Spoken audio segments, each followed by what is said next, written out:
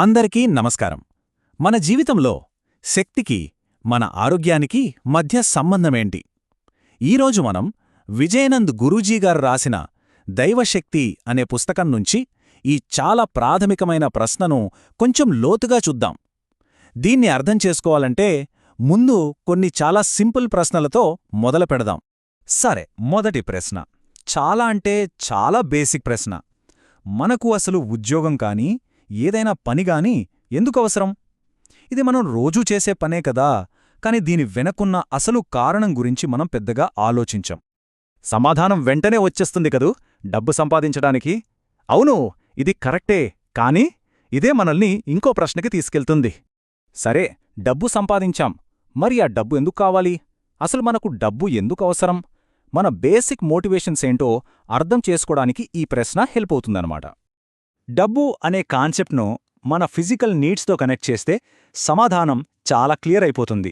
ప్రధానంగా ఆహారం కోసం. అవును, మనకు బట్టలు కావాలి, ఇల్లు కావాలి, ఇలా చాలా అవసరాలున్నాయి.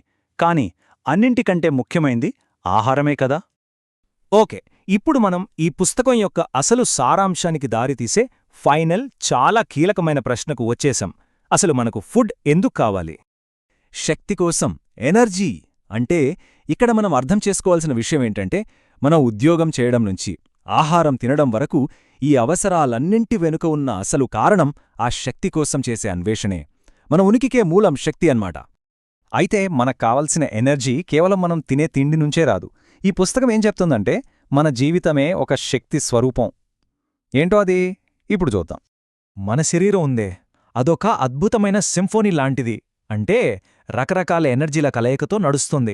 మనం చూడ్డానికి లైట్ ఎనర్జీ, వినడానికి సౌండ్ ఎనర్జీ, తిన్నది అరగడానికి కెమికల్ ఎనర్జీ. ఇలా మనం చేసే ప్రతి చిన్న పనికి ఒక స్పెసిఫిక్ ఎనర్జీ కావాలి. అన్నీ కలిసిగట్టుగా ఒక హార్మోనీలో పనిచేస్తేనమాట. ఇది మనల్ని ఈ పుస్తకంలోని ముఖ్యమైన సిద్ధాంతానికి తీసుకొస్తోంది. ఏంటంటే, మన శరీరంలోని ఈ శక్తుల బ్యాలెన్స్కి, మన ఆరోగ్యానికి డైరెక్ట్ సంబంధముంది. ఈ పుస్తకం ప్రకారం ఆ పర్ఫెక్ట్ హెల్త్ కండిషన్నే సమతుల్యత లేదా ఈక్విలీబ్రియం అంటారు. సింపుల్గా చెప్పాలంటే, మన బాడీకి ఏ ఎనర్జీ ఎంత కావాలో అంత కరెక్ట్గా ఉన్నప్పుడు మనం ఆరోగ్యంగా ఉంటాం. ఇక్కడ చూస్తే ఈ కాన్సెప్ట్ చాలా క్లియర్గా అర్థమవుతుంది. చూడండి, ఒకవైపు ఎనర్జీలన్నీ బ్యాలెన్స్డ్గా ఉన్నప్పుడు ఆరోగ్యం, హార్మోనీ ఉంటాయి. మరోవైపు ఈ ఎనర్జీలలో ఇంబ్యాలెన్స్ వచ్చినప్పుడు, అంటే అవసరమైన దానికంటే ఎక్కువైనా సరే, తక్కువైనా సరే అనారోగ్యం వస్తుంది. ఈ ఇంబ్యాలెన్స్ కొన్నాళ్లే ఉంటే దాన్ని అక్యూట్ ఇల్నెస్ అంటాం. అదే చాలా కాలం కంటిన్యూ అయితే అది క్రానిక్ ఇల్నెస్ అవుతుంది. సరే, ప్రాబ్లం ఇంబ్యాలెన్స్ అయితే మరి సొల్యూషన్ ఏంటి? సింపుల్, మళ్ళీ ఆ బ్యాలెన్స్ని తీసుకురావడమే. ఈ బ్యాలెన్స్ని తిరిగి తీసుకురావడానికే మనకు దారి చూపించడానికి రకరకాల వైద్య విధానాలు ఉన్నాయి. ఈ టేబుల్ చూస్తే కొన్ని మెయిన్ హీలింగ్ సిస్టమ్స్ మధ్య తేడాలు తెలుస్తాయి.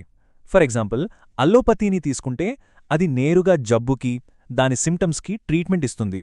అదే ఆయుర్వేదం శరీరంలో ఉండే పంచభూతాలు, అంటే భూమి, నీరు, అగ్ని, గాలి, ఆకాశం, వీటి ఇంబ్యాలెన్స్ని సరిచేయడం మీద ఫోకస్ చేస్తుంది.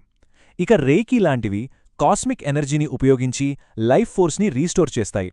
యాక్యుప్రెషర్ ఏమో బాడీలోని కొన్ని పర్టిక్యులర్ పాయింట్స్ మీద ప్రెషర్ అప్లై చేసి హీల్ చేస్తుంది. చూసారా, దారులు వేరైనా అన్నిటి గోల్ మాత్రం ఒక్కటే, ఆ బ్యాలెన్స్ని తిరిగి తీసుకురావడం. సరే, ఇప్పుడు ఈ వేర్వేరు మార్గాల్లో ఆ ఎనర్జీ బ్యాలెన్స్ని ఎలా రీస్టోర్ చేస్తాయో కొన్ని ఉదాహరణలతో బ్రీఫ్గా చూసేద్దాం.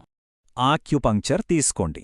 దీని ప్రకారం మన బాడీలో మెరిడియన్స్ అని కొన్ని ఎనర్జీ ఛానల్స్ ఉంటాయట. మనకు జబ్బు వచ్చిందంటే ఈ ఛానల్స్లో ఎనర్జీ ఫ్లో బ్లాక్ అయిందని అర్థం. ఆ బ్లాక్లను క్లియర్ చేసి ఎనర్జీ ఫ్లోను మళ్లీ నార్మల్ చేయడానికి కొన్ని స్పెసిఫిక్ పాయింట్లలో సన్నని సూదులను వాడతారు. ఇవి మాత్రమే కాదు, ఇంకా చాలా పద్ధతులున్నాయి. హోమియోపతి జబ్బుకి కాకుండా మొత్తం పేషెంట్కే ట్రీట్మెంట్ ఇస్తుంది. నేచురోపతి అయితే మంచి ఫుడ్, ఎక్సర్సైజ్ ద్వారా బాడీ తనంతట తాను హీల్ చేసుకునేలా చేస్తుంది.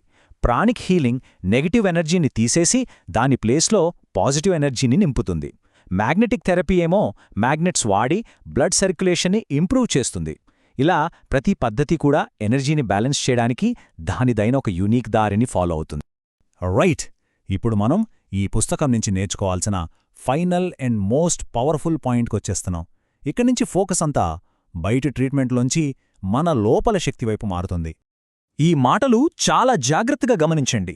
ఇది మెడిసిన్ మీద మనకున్న ఆలోచనా విధానాన్ని మార్చేస్తుంది. అసలు ఏ మందు జబ్బును నయం చెయ్యదట. ఆ మందు కేవలం మన శరీరానికి కావాల్సిన శక్తిని పెంచడానికి మాత్రమే పనిచేస్తుంది.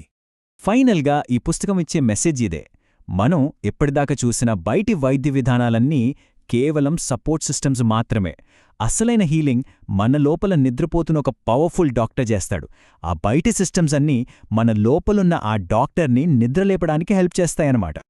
ఈ శక్తివంతమైన మాటలు ఆ మెసేజ్ని ఇంకా బలంగా చెప్తున్నాయి. శరీరానికి కావాల్సింది దానికి అందితే అది తనంతట తానే రికవర్ అవుతుంది, అనారోగ్యం దూరమవుతుంది. ఎందుకంటే మన శరీరానికి తనను తాను బాగుచేసుకునే కెపాసిటీ ఉంది. మనం దానికి సరైన సపోర్ట్ ఇస్తే చాలు. ఇక ముగించే ముందు ఒక్క ఆలోచింపజేసే ప్రశ్న. ఈ పుస్తకంలోని ఫిలాసఫీని మనకు అన్వయించుకుంటే, ఆరోగ్యంగా ఉండటానికి ఇన్ని దారులున్నప్పుడు మన లోపలున్న ఆ డాక్టర్కి ఏ దారి కరెక్ట్ అనిపిస్తుంది? దీని గురించి ఆలోచించాలి.